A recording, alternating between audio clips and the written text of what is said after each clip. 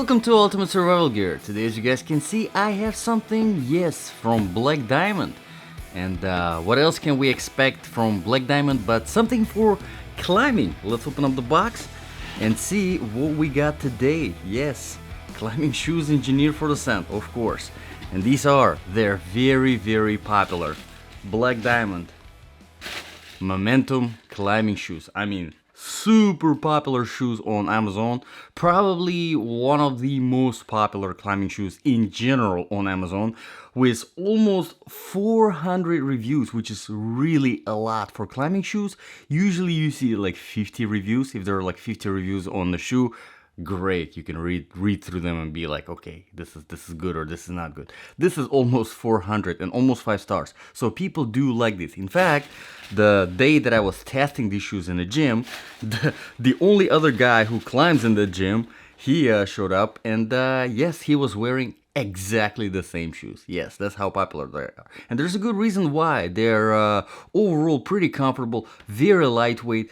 Price is definitely on the affordable side, currently at $85 on Amazon. The link is in the description below. But again, depending on the size, depending on the color that you pick, the price may slightly vary, going even below 70 and sometimes going a little bit above 140, again depending on the price and depending on the size and on the color. But if you want to learn everything in detail, stick around and we will get into all of the details about the shoe, because we judge everything that comes to this channel on 8 different criteria. Let the review begin. Criteria number 1, of course, comfort level, one of the most important one, especially to me.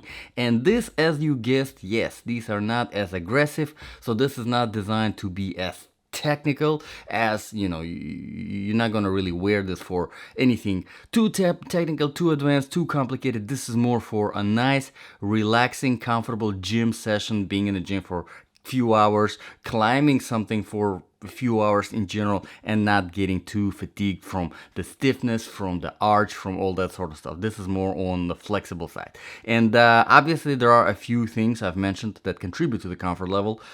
One of them would be the weight. Let's grab a scale. I have one hanging out right here, and this is, by the way, size 11. We will talk about the sizing in details later in the review, so stick around. 9.2, really good. Now I usually recommend, again, it will depend on the size. Obviously, the bigger the size, the heavier your shoe is going to be. But if you can find something under 10 ounce, great. That is really good. You're not gonna get fatigued from the weight on your feet. You can climb for hours and you will still be fine.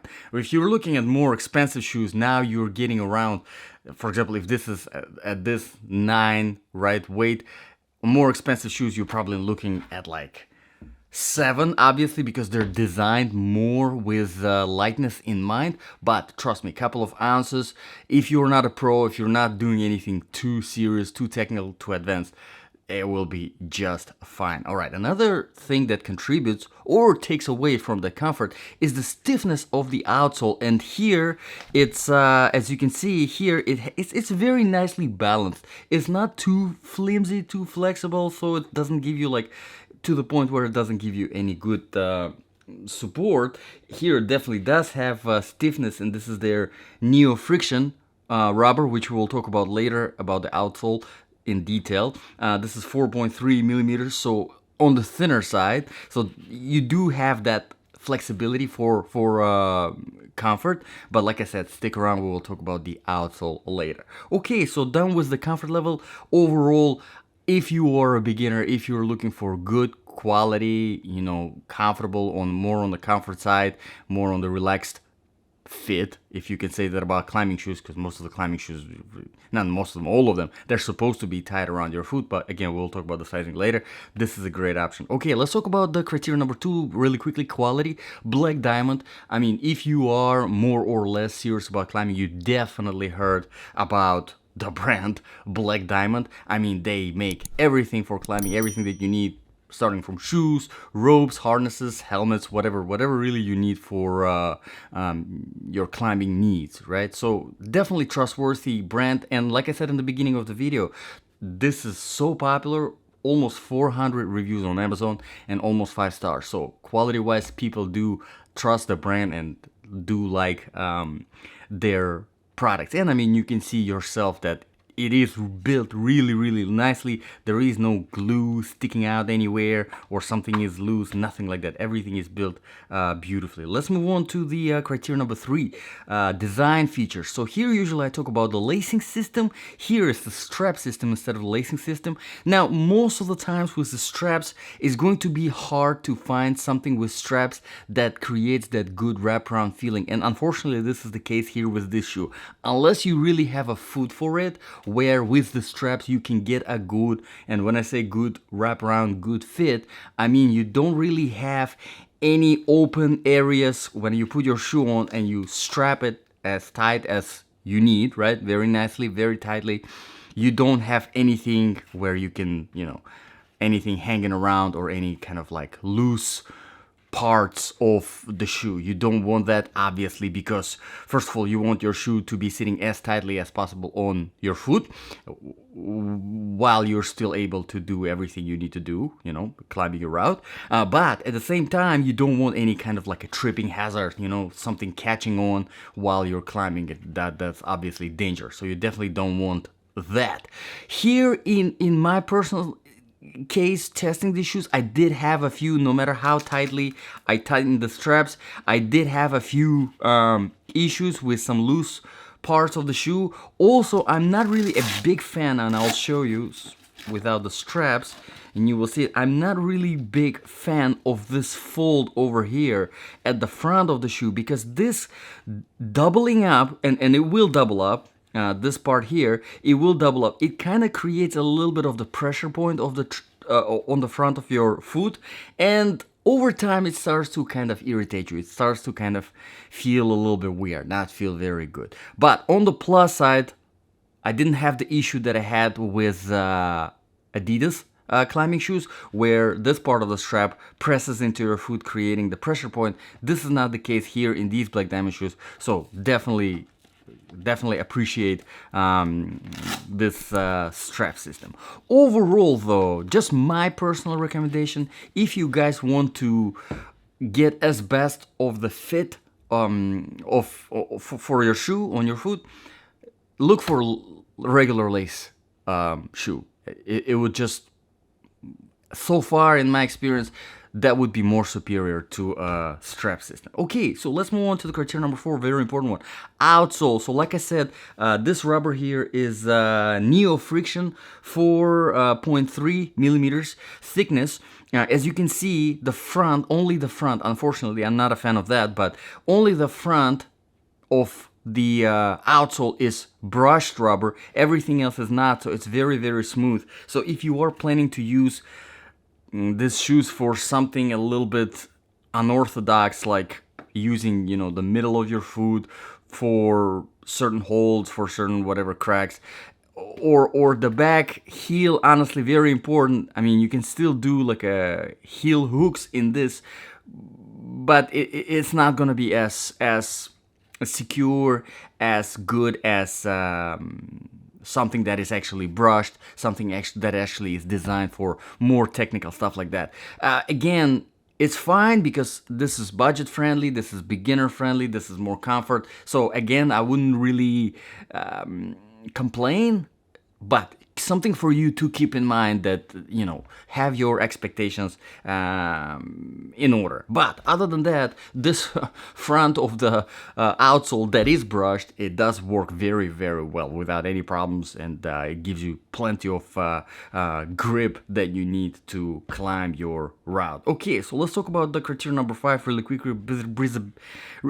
Breathability. I do like this fabric. It is not as unbreathable as leather. It's more breathable, but at the same time, because there is really nothing else with this fabric. I mean, it's the same fabric on the inside and outside. There is no additional padding or anything like that. That does create a little bit of kind of heat, right? Generates a little bit of heat, and you do tend to sweat quite a little bit in this shoe, so keep that in mind. All right, let's talk about the criteria number 6, sizing. So yes, sizing wise, this is size 11, and my normal shoe size that I wear is between 9.5 and 10, so this is whole size bigger than my normal shoe size, if not a size and a half. Yes, they do run on the smaller side. It's typical, it's normal with climbing shoes. Most of the times that's gonna be the case. All right, it comes down to your personal preference, your personal kind of a pain tolerance. How tight do you want your shoe to be fitting around your foot? Because again, if you want to clear those more complicated, more advanced routes, you do want something that is super tight around your foot. There is no slack, there is nothing extra, right? As lightweight, as tight as possible. So you will have the shoes that are running on smaller side.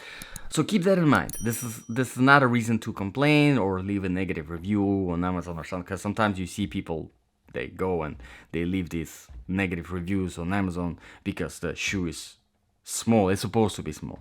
But if you are looking for a still very tight fit, don't get me wrong, even the size 11, it's very, very tight fit for me. I do have some loose parts here and there, but in the toe box, it's super tight. So kind of plan for that. I would recommend starting with a whole size bigger, and if you have to, you can later get a whole size and a half.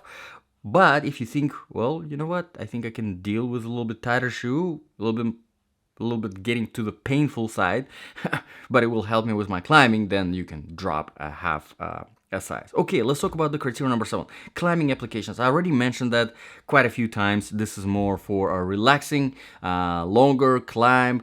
For a gym, this is perfect. This is like your great beginner gym climbing shoe. This is what it is. It's a great option. If you're just now getting into climbing, just get them in the right size, and hopefully this video will help you get these in the right size. And if you do, this as a beginner shoe in the gym, you go, an hour, 2 hours, you enjoy yourself, you're experimenting, you're trying new things. This is the shoe, and you're not gonna break the bank, which is another criterion. Let's actually move on there. Criterion number 8, price. Not gonna break the bank, which is great, because most of the climbing shoes, I mean, you're starting at like $120, like entry level from, most of the brands out there, like La Sportiva, Scarpa, even Adidas 510. Most of the times they start at the higher price tag. So if you find something like $75, $80, like these ones, it's great because you're not spending too much money. And if you're not sure about the sport, are you gonna stick with it or not? This is, you really cannot go wrong with it and have your own shoes in the gym and not worry about their used rental equipment. So let me know in the comments below, guys. What do you think about this review? What do you think about these shoes? If you have any requests for reviews, drop them in the comments below. If you have something to say about these shoes, definitely, if you have experiences with them, definitely share. In fact, here's the question for you guys more experienced. What was the most difficult route that you cleared in these shoes? That would be the question. I'm talking grade, right? Whatever grade system you're using, it's up to you. But let us know in the comments below. That would be really, really helpful, especially for beginner climbers. Like myself, I really like to see, and compare grades, and like that's interesting to me. So I really appreciate your comments. Thank you very much, guys, for watching. As always, this was Ultimate Survival Gear, and I'll see you guys in the next video.